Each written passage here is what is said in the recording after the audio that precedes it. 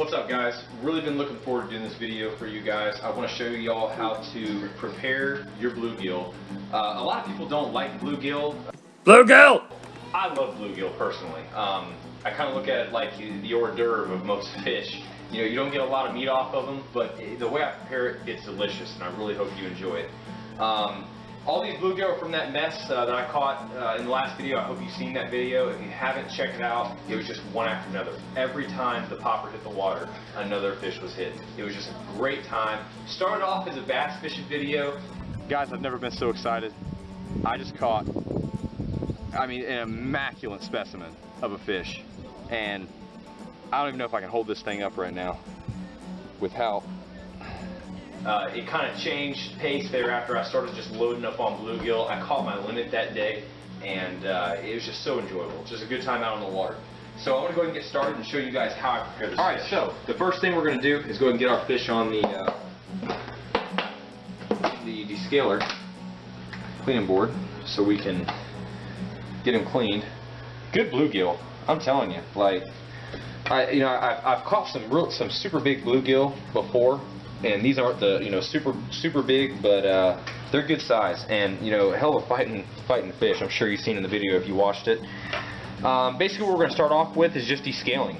What you want to do is just get in here with your knife at an edge and just descale the entire fish. So we're going to go ahead and get started with this. And you'll start seeing the scales come up. Once you get it started, you'll start seeing these scales come up. You'll see a different color, and once that different color starts to show, you'll be able to tell exactly where the areas are that you missed. It's real important to make sure that you get all of the scales off. The last thing that you want is to have the scales on it while you're trying to cook it or even serve it to friends or family. Daddy has scales in it. Oh!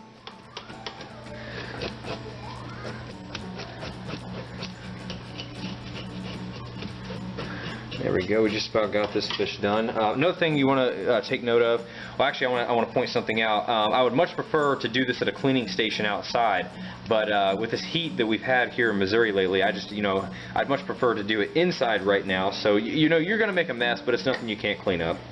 But I also want to point out that to make sure that you get into these areas right here. If you don't get into these areas, especially right there on the back, and turn the knife blade up like this and peel up, you're going to have a couple leftover scales in that area. So you really want to get in there and make sure that you get that part.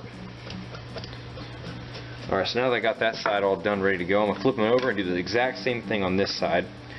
Be careful not to stroke too hard forward, because if you do, what's going to happen is you end up breaking the tail off.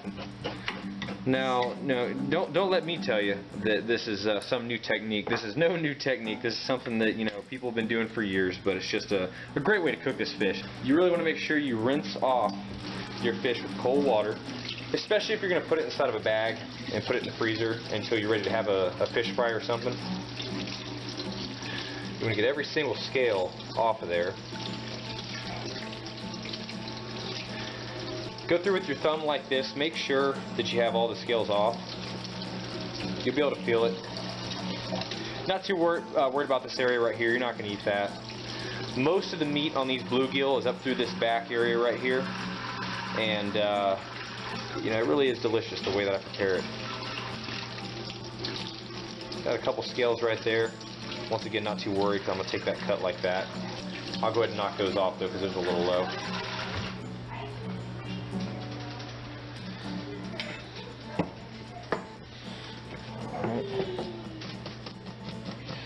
There we go. No harm, no foul. Alright, now that I got that off, rinse it again, make sure it's good to go.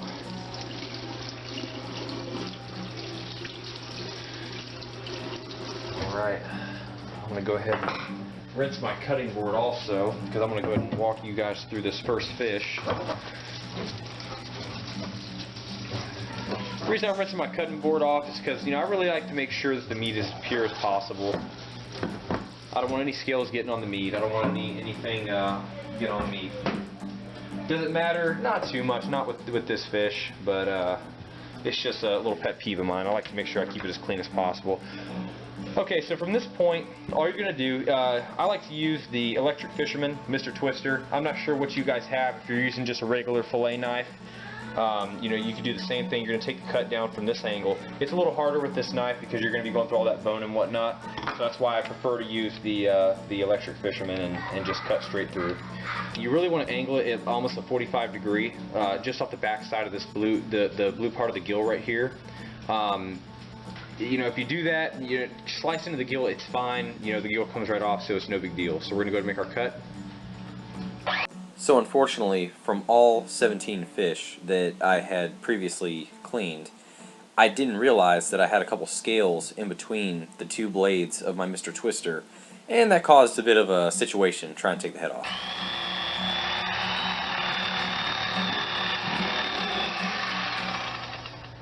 Alright, now that we've done that, we're going to take it on over here and clean it out. So at this point, basically what you want to do is just make sure you clean everything on the inside out. You really want to get it as clean as possible. If you decide you want to use some hush puppies or some kind of filling in there, you definitely don't want anything that's left over that might be kind of nasty. So, you know, wash it down, really clean the meat, make sure everything's nice and clean. Double check it again to make sure that there's no scales on it, and you should be good to go. We've got our fish all cleaned up, ready to go. We're getting ready to put it on the pan, and I'm going to show you guys how I season this fish to just make it absolutely delicious. The seasonings I like to use are the Creole seasoning. It's a New Orleans seasoning, obviously. Garlic pepper. It's actually garlic pepper seasoning. Morton sea salt.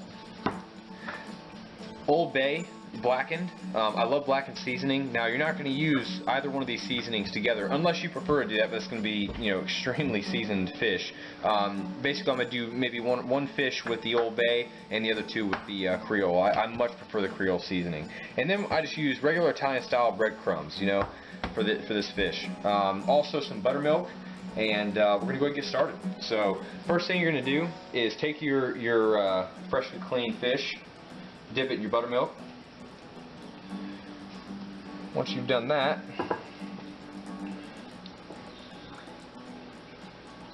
make sure you get both sides real good.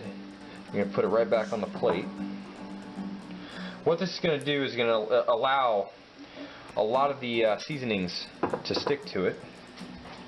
We're going to take our Creole seasoning first, sprinkle that right on.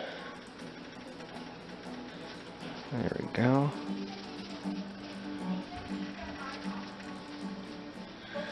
Nice and seasoned.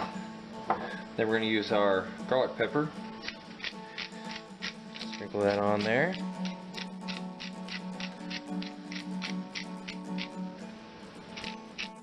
A little bit of Morton's. Not too much, considering how much Creole you have on there, but these are the thick grain salt. And you know what? I ended up seasoning all the fish with the Creole seasoning, but I'm still going to go ahead and put a little bit of Old Bay blackened on one of them. I guess we're going to ultra season one of them.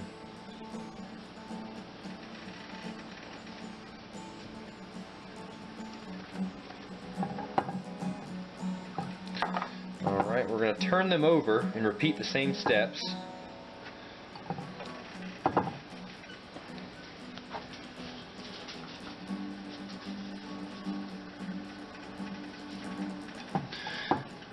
You really want to make sure you get up in the meaty area also.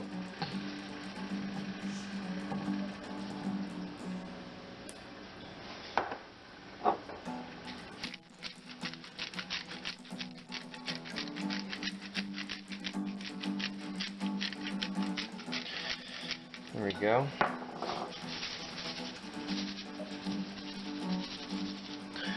Alright.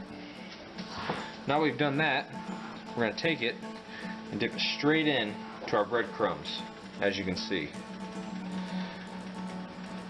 And from your breadcrumbs, we're going to take it straight to the pan. Now that we've got our fish all ready to go, we're going to take it straight to the pan and lay it down gently right in the pan, which we've already got ready to go.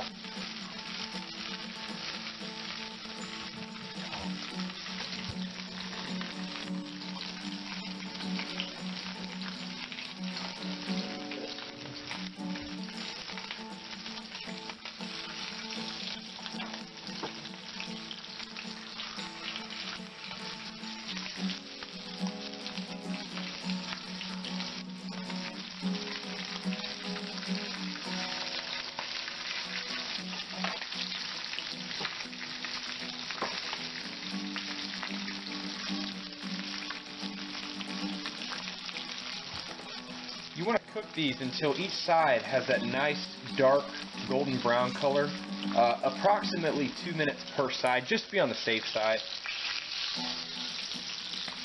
So don't be afraid to put a little extra breading on the areas whenever you first turn it over, to make sure that you get the full effect of that flavor. Sometimes I like to sprinkle a little more seasoning on there while it's cooking. Because sometimes you will lose that seasoning whenever it's cooking in the oil as you're turning it.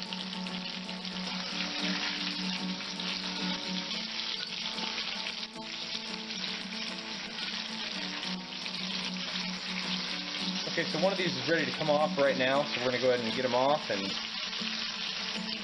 get ready to serve them up. I like to use a towel to kind of drain a lot of the vegetable oil out. There we go. One of the things I also like to point out is you know, in this area right here, this little cavity, what I would recommend doing, and I like to do this sometimes, is actually take some hush puppies. You can use homemade hush puppies, or you can just use the regular store-bought hush puppies, the little ones that are you know, about a circle size. Cut them in half and stuff them with hush puppies. When you cook it in the oil, what that does is it actually cooks the hush puppy also, and it tastes delicious. You get two different flavor combinations there. You get the seasoning from the fish, and then you get that nice sweet hush puppy, which turns out really good. Unfortunately, I don't have any hush puppies right now, so that's another way you can kind of spruce up this meal. We're going to take some grated Parmesan cheese and sprinkle just a little bit of Parmesan cheese over them. Just like that right there. And that's the finishing touches that you need for your beautifully cooked bluegill. Okay guys, now that we've finished this fish, it just wouldn't be right if I didn't try it. So let's give this a shot. Make sure we get a lot of that seasoning on there. There we go. Absolutely delicious. You know what? Another good thing about cooking it this way, if you cook it right and you follow these instructions, the bones come right off. I hope you enjoyed this video. I really hope you enjoy your fish. If you did enjoy the video, please like and subscribe, and always remember, good bites, good fights.